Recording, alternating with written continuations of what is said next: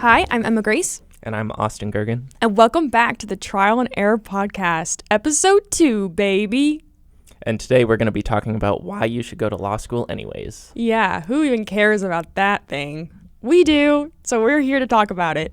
Since you all don't know us super well yet, we thought we'd take a couple minutes and just talk about why we're in law school, and then we're going to transition into just some general reasons to go, why not to go, and then end with talking about the classic, do you go for money or do you go to help people, and how to balance those interests. So to start out, a little bit about me is I grew up wanting to help people.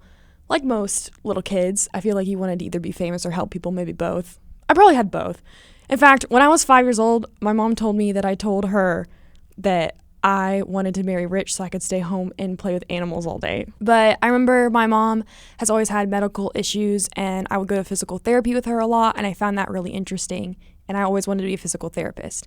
Then coming into high school, I took honors anatomy. That was horrible. And I was like, never mind, I actually hate the human body. Kudos to you if you study it. Can't relate. And so I was like, crap, I don't really know what to do. Because you know when you're in high school and you think like, oh my gosh, I need to know exactly what I want to do because everyone's telling me I need to know what I'm majoring in college. So I was kind of freaking out. At the time, I was super into Criminal Minds, like everyone else on the planet. And I had a mentor in my life suggest I take a criminal justice class. We had those available at my high school. So I took one and I was super interested in it. It was actually pretty like amendment based, like Fourth Amendment, search and seizure kind of stuff, due process kind of stuff, and I just really liked it. And the guy that taught the class, he used to be a sergeant in the LAPD, somewhere out there in California, and then he moved here to retire, and he was our teacher. He was super overqualified and an amazing man, and he started our mock trial team, and he was like, I want you to be on it. So I did mock trial. Like, I feel honestly like a lot of people did mock trial that are in law school, even if they weren't interested in law, just because it's like debate. I like to think of it as like debate, but it's not me directly debating with someone. It's like getting a witness to say what I want them to say, and that's how I debate. And I really enjoyed that because I'm not super confrontational. So I really liked that, and I fell in love with law at 16. And I actually am one of those people that decided law was my thing really young and saw it through. But that doesn't mean that it was necessarily easy in undergrad. I mean, if you knew me back then, I was freaking out. I was constantly freaking out about my grades, about when I would study for the LSAT, because it's just really stressful knowing you want to do something super competitive your whole life and just like thinking that one like flunking grade your freshman year of college is like gonna send you like out of the law school you want. You kind of like panic. So I probably stressed a little bit too much in undergrad. I wish I hadn't, because now I feel like I have some of that. I have a little bit of like school burnout, that's the word, because of how hard I tried in undergrad. But everything worked out. I'm at the school I wanted to be at. And so now what I'm kind of going through is all of undergrad I studied political science. So I know a lot about studying the law because I concentrated in law, but I don't know a lot about doing the law. Like, I love criminal law. I've been studying it since I was 15. But do I want to see pictures of dead bodies all day? I don't know. That's a good question. And I worked at a law firm for a little bit that did mainly transactional stuff, and I absolutely loved it. So now I'm kind of like trying to figure out what the heck's going on. But the main reason I went to law school is genuinely just because I like being a student in the law. So life is good right now, but we'll see what happens when we graduate. I had basically the opposite story. Before I decided to attend law school, the last time I actually thought about being a lawyer was probably in second grade. I remember specifically being in gym class and having a conversation with a couple of my friends about what we wanted to be when we grew up. And one of them said they wanted to be a professional athlete. One of them said they wanted to be like an astronaut. And I said I wanted to be a lawyer. And instead of killing the dreams of the people that wanted to go to space and be professional athletes, my Phi-Ed teacher decided to tell me, oh, don't be a lawyer. Really?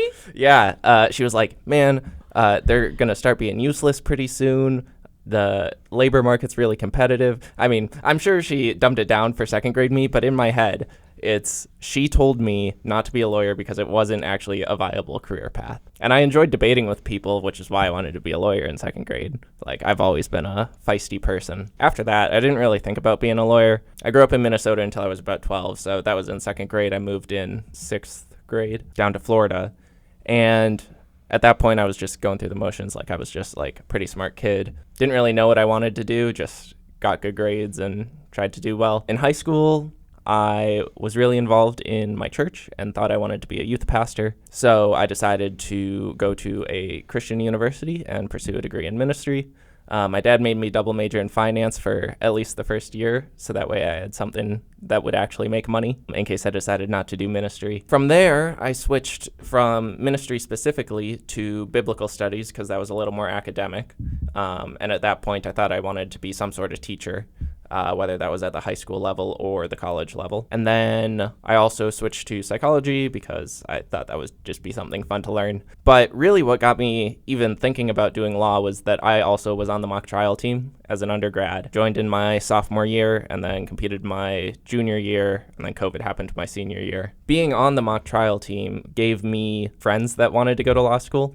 So what that did was me trying to one-up everyone. I took a couple practice LSATs just so I could tell them what I was scoring. You jerk. What were you scoring?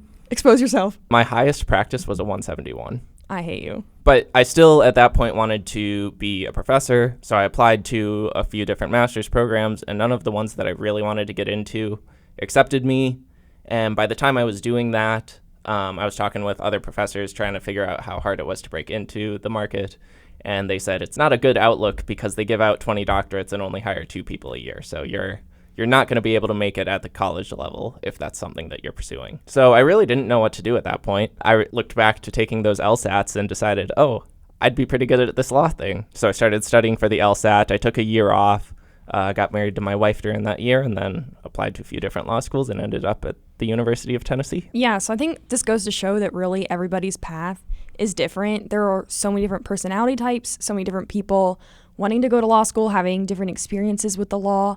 I'll say what me and Austin have in common is that we liked mock trial, and we're also just really lucky that we had really good support groups around us, like, hey, you could go to professional school, like you could do these things and do well.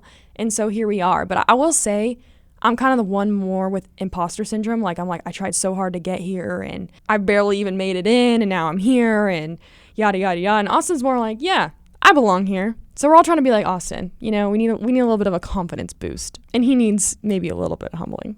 My consistent prayer request at small group is for humility, so I'm working on it. It's just so hard being perfect. No. Okay, so now we're going to move on to some reasons to go to law school. Some of them we made up, and some I asked some friends about just like in class. I'm like, what do you think? So here is our list we came up with. The first one is, go to law school if you want to learn about the law. I did study law, quote unquote, in undergrad, but it's very much like a brief overview. And there is so much more to it than you think there is.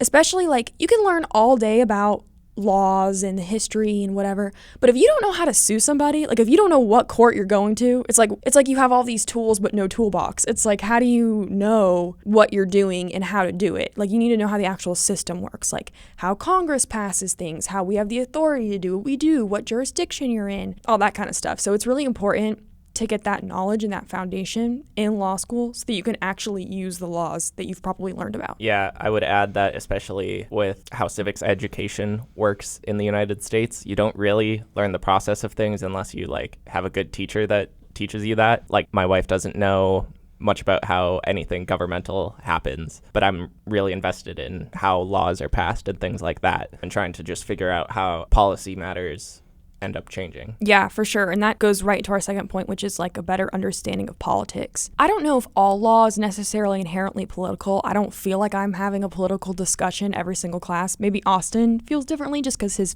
brain is wired differently than mine. It helps frame like why Congress is writing the laws the way they're writing them, and what is good lawmaking and what's bad lawmaking. And it's actually quite apolitical. But then there's this other side of like, oh wait, if I like laws written this way, or I like judges to interpret this way, like, even though I think I am with this one party or one area of thought, I actually kind of feel a different way when it comes to law. And that's what's so interesting about like the Supreme Court is it's like, especially in history, you just never know what those judges were going to do, because law philosophy is not necessarily the same as political.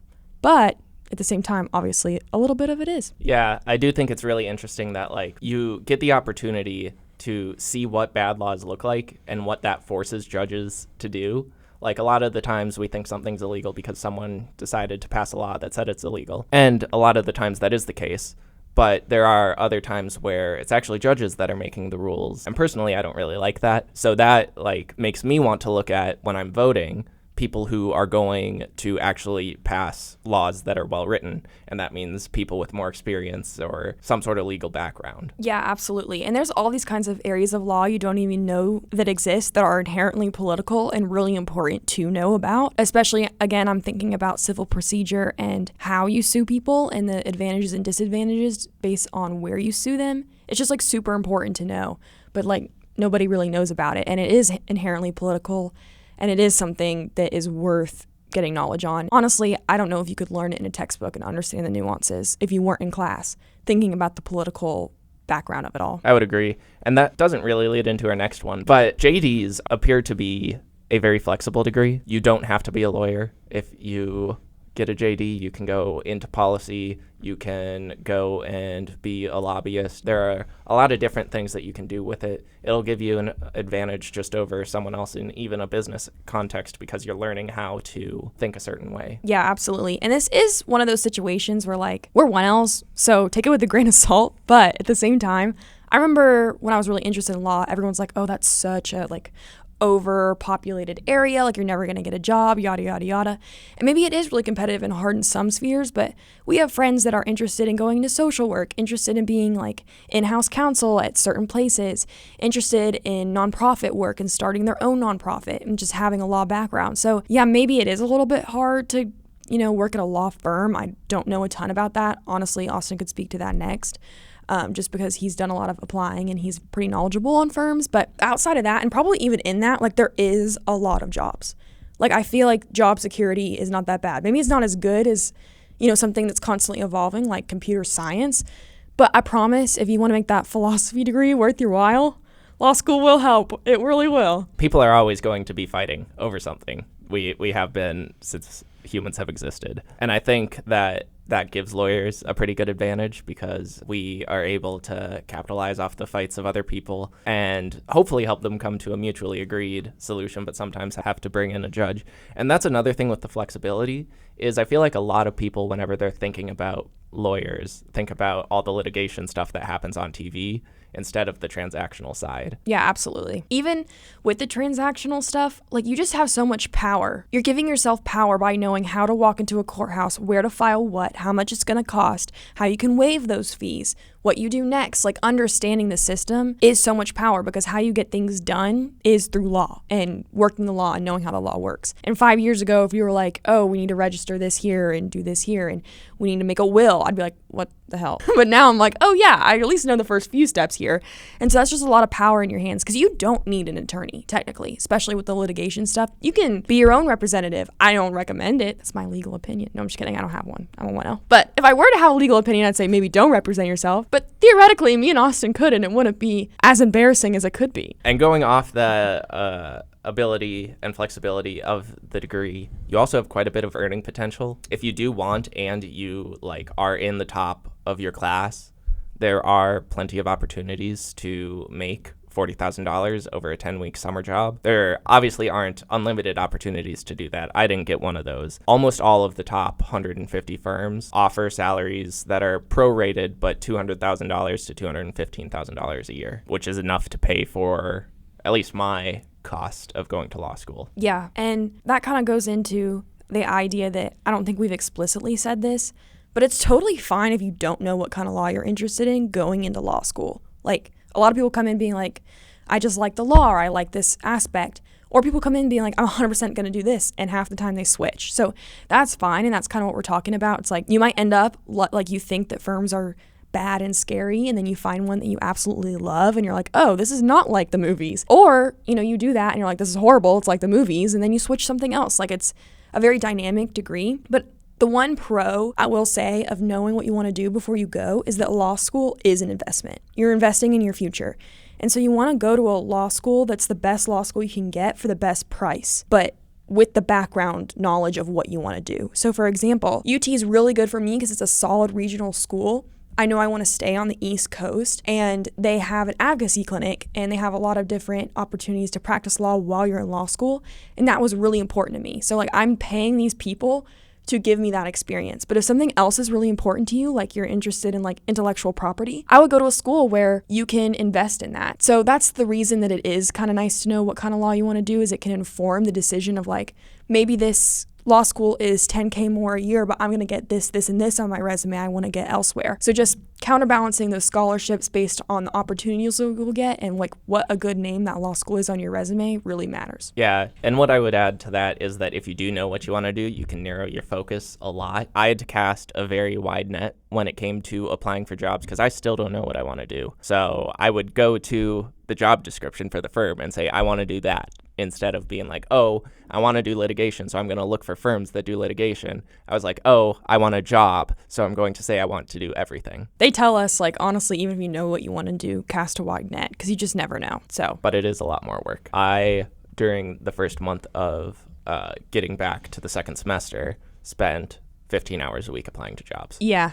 And I didn't get one until the first week of April. Yeah, you really never know what's going to happen with jobs. Thankfully, me and Austin can now proudly say we have job security, but it might get a little dicey again. But yeah, we'll have a whole episode on jobs and how to get jobs your 1L summer and all of that good stuff. But that is a really great time to figure out what you want to do. And yeah, it definitely helps knowing what you want to do when it comes to the time to pick a job. Now we're going to talk about some reasons not to go to law school. Austin, you want to start us out? You can start this one. Because I wrote it. Yeah. I wrote, to go more into debt, smiley face. I wrote this because I know, some of you out there, lifelong learners. I love that for you. You're like, working a 9 to 5? Scary. I'm just going to keep going to school and getting degrees until I'm done.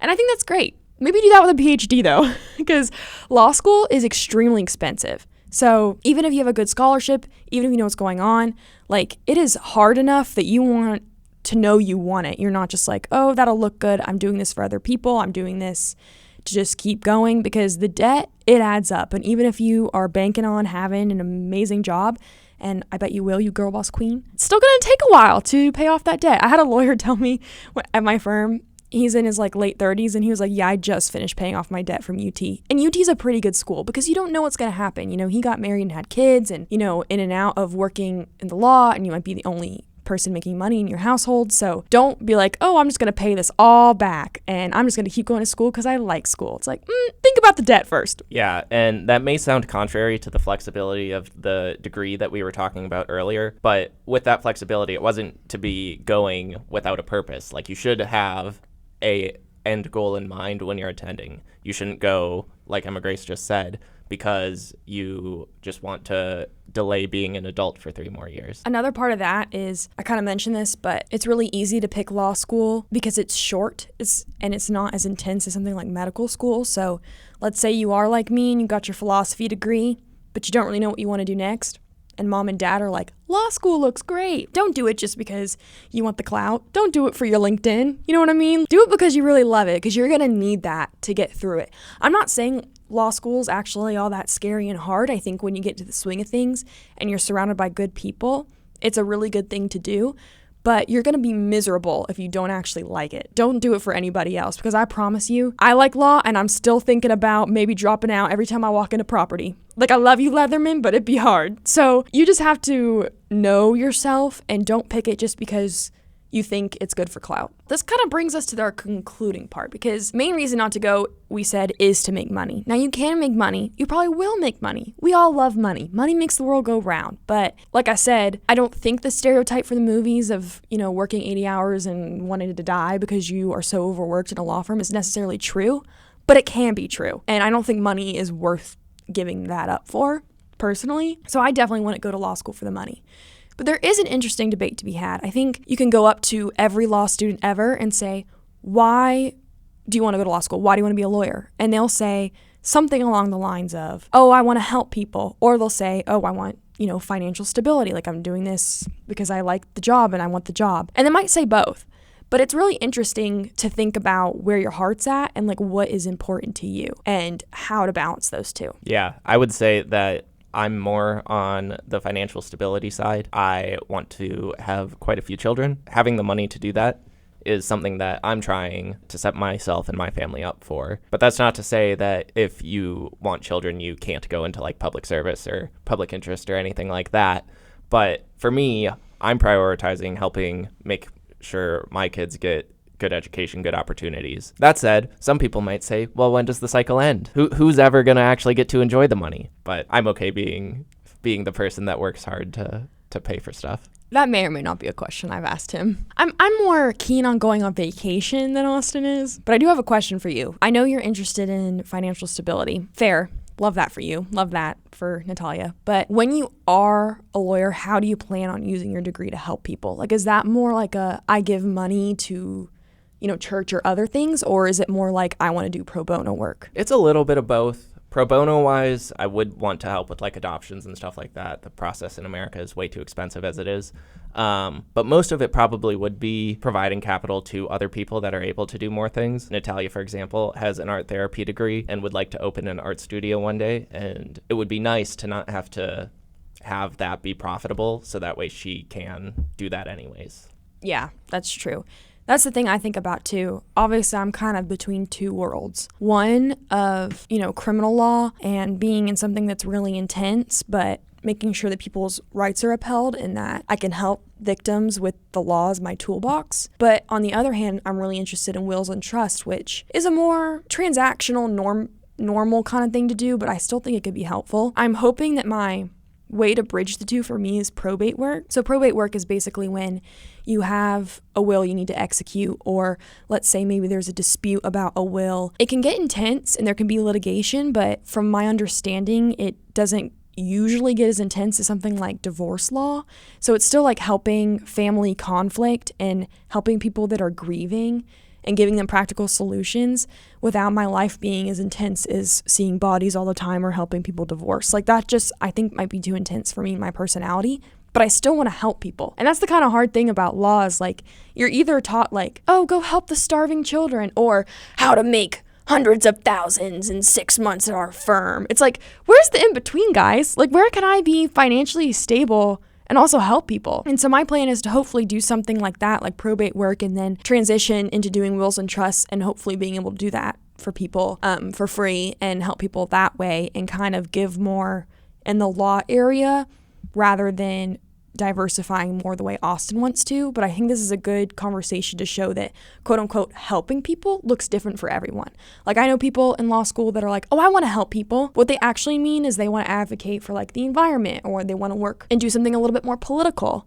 And that's great too. That helps people. But that's not like helping people the way like, helping someone who's been subjected to domestic violence is helping. There's all different kinds of helping, and we are all different people with different emotional and mental capacities. And so that's what I'm struggling with right now is like, I want to help to my capacity. I just don't know what my capacity is until I'm doing the law, if that makes sense. Yeah, that makes sense. I think that for me, I'm just trying to give myself as much access to capital as possible, so that way I can provide opportunities to other people that I see are doing good. Yeah, that's true. It's just like, yeah, that's good vibes. I respect that. But yeah, it's just interesting, this whole money versus how to help people dynamic. I don't really know if it does exist. I feel like if you're doing law right, you're doing both all the time. Like you're not dumb. You gotta eat and survive. But at the same time, like I said at the beginning, like we have this power that we should be using to help people because not everyone has it. You have to go to law school to get it, which is the reason to go to law school. Look how that just did a little circle. Full circle. Wow. We're so good at this already. Only second episode in. So thank you so much for joining us today. I hope you got to learn a little bit more about us personally and also just about law school in general and why you might want to go from the perspective of people that are currently in law school. Like I said, I'm Emma Grace. And I'm Austin Gergen. And thank you for coming along the journey of trials and errors. See you next week. Bye-bye.